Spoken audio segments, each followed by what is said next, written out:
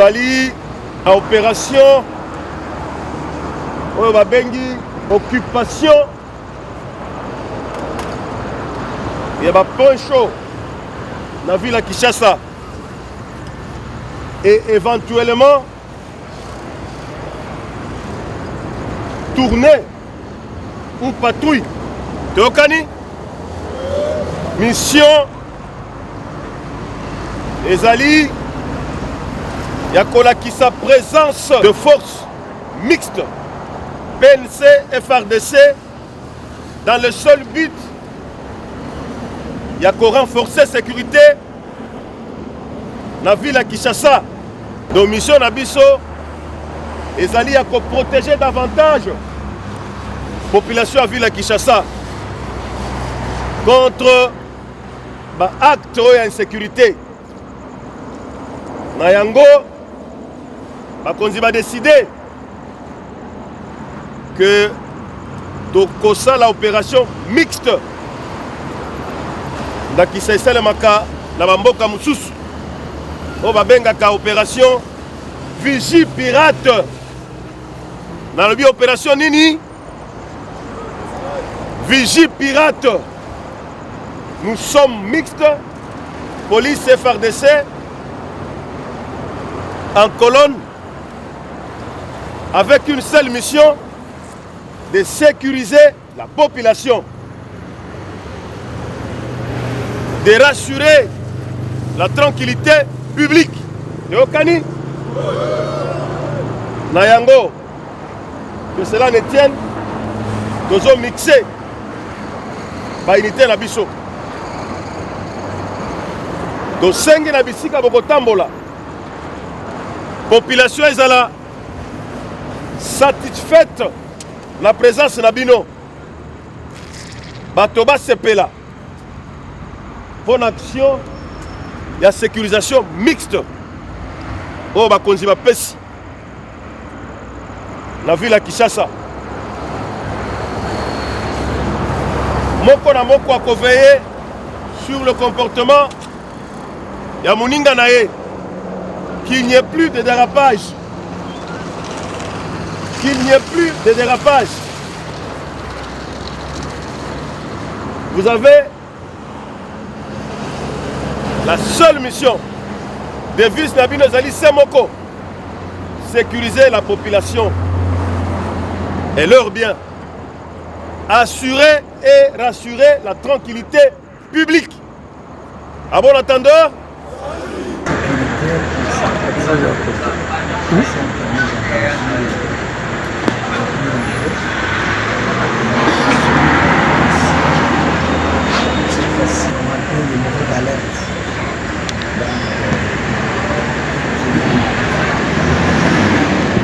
instruit de travailler ensemble depuis la tentative de coup d'État qui a eu récemment.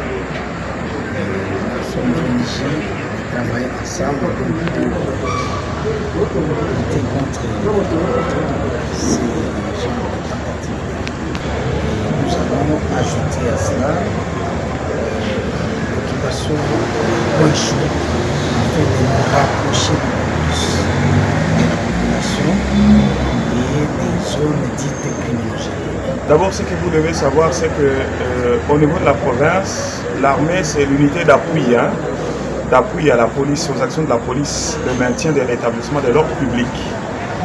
Et donc, voilà pourquoi nous sommes là. C'est le commissaire provincial qui a fait appel, n'est-ce pas, à l'armée pour venir les soutenir dans les actions qui vont avoir lieu en rapport avec le déploiement. Et c'est beaucoup plus avec... le mot est parti, mais en fait, nous venons appuyer la police de manière à ce que tout ce qui est prévu soit fait. Il y a un ordre qui est en chantier, qui est déjà là, qui va fixer, n'est-ce pas, tout le militaire sur les comportements, n'est-ce pas, sur le terrain. Mais également, ce que nous pouvons demander, c'est que à la population, c'est d'être serein. Les forces de l'ordre, n'est-ce pas, et de défense et de sécurité sont leurs forces à elles, à la population. Et donc, ils le verront. En tout cas, ils vont voir ces forces d'une manière imposante. Mais ce n'est pas pour leur insécurité, plutôt pour leur sécurité. Ils doivent collaborer, les populations doivent collaborer avec ces forces de manière à leur permettre d'accomplir leur mission en leur faveur. Donc, pour revenir à votre question, effectivement, il y a des mesures qui sont prises sur le plan comportemental de militaires sur le terrain et des policiers également.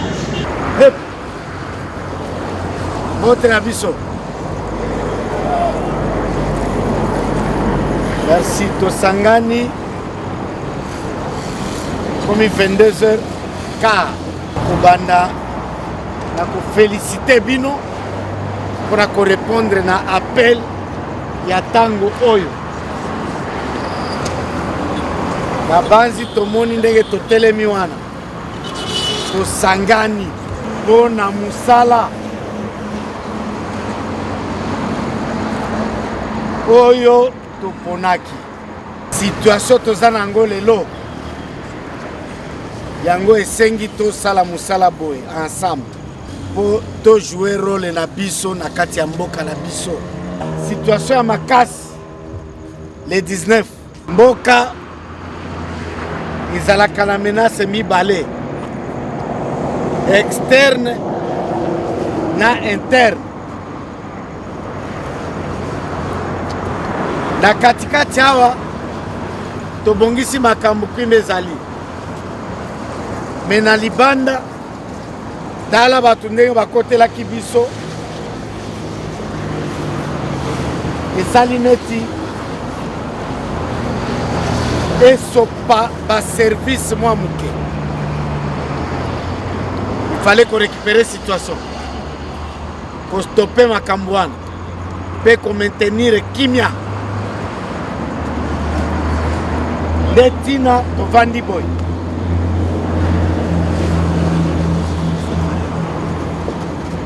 Mission ezali simple. Toza kozala déployer mixte police FARDC sur instruction ya plus haute hiérarchie na biso. Totika ba trace na Kinshasa oyo toza nango responsabilité ya région militaire na ya commissariat provincial ya police. Pendant que baninga baza kolala biso toza ko sécuriser bango na biloko na bango. Menace mingi yaka na butu letina tomoni ke eronde sengeli biso tolamuka po monguna alonga kaka na tango amoni ke ba service elali ye atelemi. Sikwa soka atelemi akokuta biso pe totelemi. Lelo tobandi yango mpona 72 heures, 3 jours. Mais kozonga na 48 heures. Pour tous attendre organiser tout ce qu'il faut pour un encadrement logistique. Les alika kapona bongo. Voilà le commandant régional là. Donc, tout place Tozako Kende, le bengi yango point chaud, sa mission à confondre te na auto ça la patrouille mixte. Mission nyonso ba konzi aussi organisé patrouille mixte ba effectif na yango. Point chaud mixte pe na effectif na yango. Ba kopona yo na commandant na yo. Ndia koyebisa yo soki yoza na patrouille mixte to yozali na point chaud mixte to yozali na garde na état major to yozali na repos parce que repos pe ezali parmi ba activité na biso toyokani eloko tokei kosala ezali présence na quartier wana toponi yango population aza na posa na biso amona po alala na kimia avanda mpe na moi na kimia okokota na histoire ya mboka nde lelo baninga baza musika na front biso front na biso yango oyo na kati ya ville ya Kinshasa korassure population na biloko na ye azala na kimia jamais kodevie mission population wana banoko na biso bazali bapapa na bamama na biso bazali batata mwasi bakoko bazali baza na droit ya espoir soki amoni biso asepeli et non le contraire.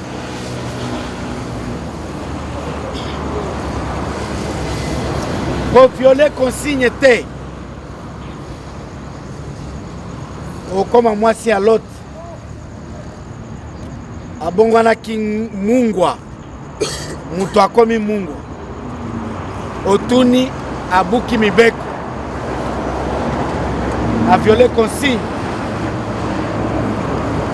règle ya bonne conduite bamoni yo kimia ekoti komona biso eza synonyme ya nini ya kimia tolobi nini komona biso elakisi nini okosunga mpe moninga omoni alingi asala mabe olobi boye te eza mpona ta moke opération eza située dans le temps dans l'espace est-ce que toyokani ntango kimia wana ekota okomona félicitation ya mokonzi ya mboka c'est ainsi que baliste ya misala oyo topesi mitindo ezwamaka il faut esalema fidèlement et loyalement rapport ekende ya malamu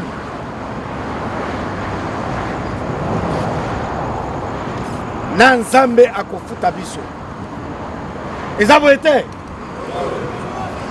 très bien c'est du sacrifice pour lequel on a opté alors toboyi mauvais comportement place tozokende point chaud na yo eza désigné toza na numéro ya telefone ya commandant likambo nyonso koleka tokointervenir de manière coordonnée et mixte kaka ndenge tozali wana Motorola esika ezali efonctionné esika ekomi nanu te on vous a dit que toza organisé logistique po ete tokuta bino esika bozali tozokende kodéployer biso nyonso donc nous tous on travaille 72 heures après comme c'est le début tozwi repos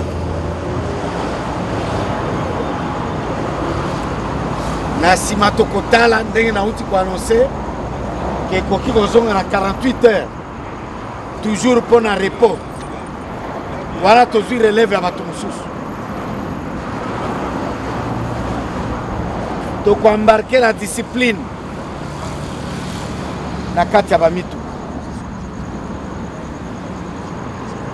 tokozala attentif na point chaud na biso eza kokadrie ville ya Kinshasa mobimba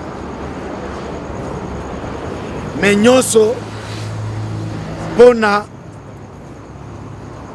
sacrifice ya mboka mpona amour patriotique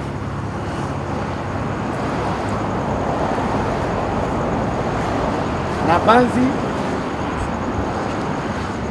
amokuse wana zali na yao ende commandant place pour respecter consigne ne pas tracasser la population tokolala te tozali kolanda équipe nyonso na activité nango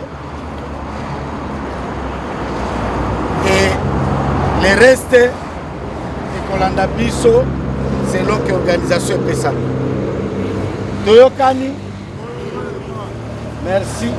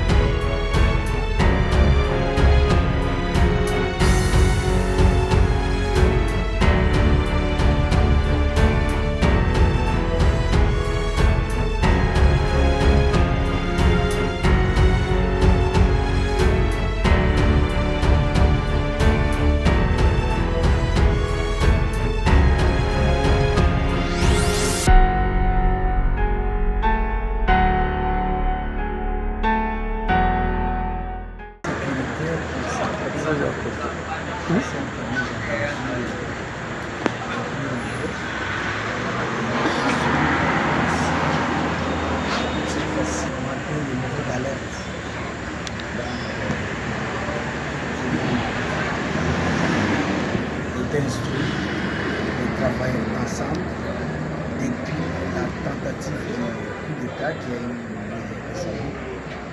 Nous sommes obligés de travailler ensemble pour lutter contre ces genres de tentatives. Nous avons ajouté à cela l'occupation des points chauds afin de nous rapprocher plus de la population et des zones dites criminogènes.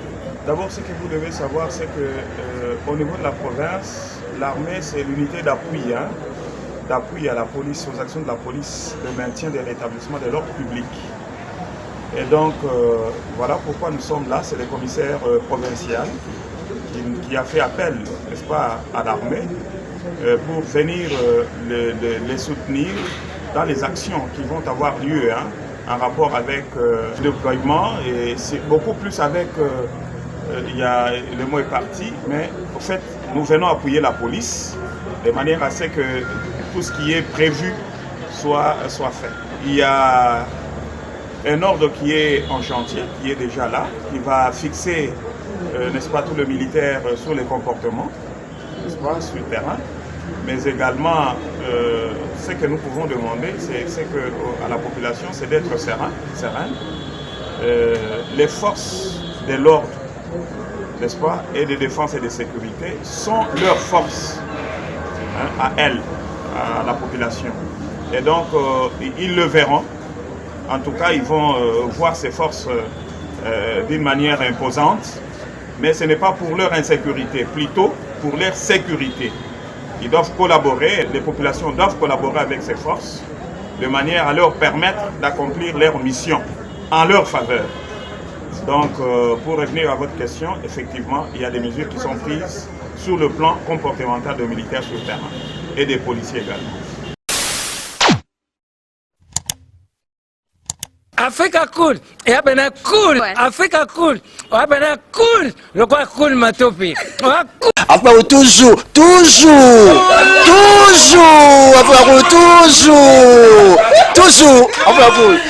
c'est bon. Les chaînes y a bien, et puis vous êtes très rapide, ils êtes très rapide, les chaînes moko, bah quoi ça a bien confiance. En tout cas, nazo senga na bato oyo nanu ba souscrire te bazwa. Donc, eza vraiment net oyo ba lobakaki boka lelo, lamba lelo, lia lelo. Vous voulez le Congo? Pour que le Congo devienne cool, pour suivre les cool analyses, alors revenez et abonnez-vous massivement. Bobozana Moana, massivement. Alors, beaucoup de gens ils pensent que l'Afrique cool donne l'information en temps réel. Mais je ne crois pas cela. C'est-à-dire l'Afrique cool donne l'information en temps réel et en temps chirurgical. Si tu ne suis pas, tu as la crise cardiaque. Qu'est-ce que tu penses de l'Afrique cool? C'est PPL. Africa Cool, c'est la destination de prédilection pour une communication optimale. Longo Dianabino Mama. Africa Cool Télévision est une chaîne qui est en train de réunir toutes les tendances. Voilà. Donc les chrétiens s'y retrouvent, les païens s'y retrouvent, les politiciens s'y retrouvent, les femmes ménagères s'y retrouvent. Donc Eza Eloro na biso to sepela ranango, yango chaque fois son aïe na Kinshasa, il faut namona Africa Cool. Et au monde de la chaîne Eza impartial. Et le rôle de Babino, vous méritez le soutien de la population ainsi que des institutions complètes. Bisognoso, tous s'abonner à Africa Cool. Africa Cool, Zengo, Africa Cool, merci beaucoup, l'idée. Non, je remercie en tout cas Africa Cool, leur support et on leur souhaite bonne chance pour la suite. On leur souhaite le plein succès. Placer un petit mot par rapport à la récompense Oyo. Ah, je félicite très sincèrement Africa Cool. Voilà. Je n'avais pas opéré le mauvais choix. Voilà. J'avais recommandé, je me rappelle que je disais que c'était une destination de prédilection pour une communication optimale d'excellence. Nazanga Mogote Tala, YouTube Yemoko, à reconnaître que Naponaki Mabete. Au moins, il y a un choix to salaka, ba réflexion to salaka. Tu as abonné à Africa Cool. Comme ça, tu partages. Bravo Africa Cool. Merci beaucoup. Bravo Bino. On s'abonner parce que trophée Ezali à Bino, Ezali partagé. Voilà. Moi, je me sens aussi copropriétaire, il y a un prix Oyo. Voilà. Bravo, Africa Cool. Merci beaucoup.